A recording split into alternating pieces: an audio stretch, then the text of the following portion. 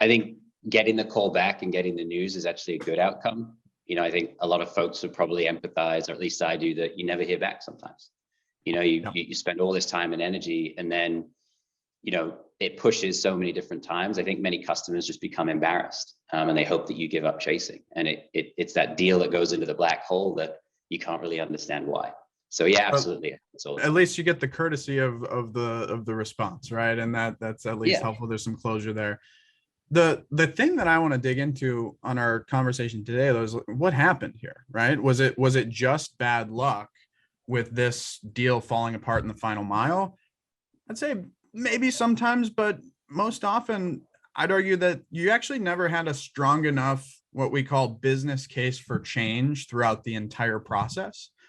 And it just happened to rear its ugly head in the final mile when you were expecting a contract to be signed imminently. And here's what I mean. I think if we put ourselves in our customers' shoes for a minute, think about risk-averse buyers who are, in this scenario that we just talked about, this hypothetical scenario, legitimately interested in your product or solution, legitimately considering it for the past couple of months, determined that they were going to be able to make a purchase with you if everything shook out right.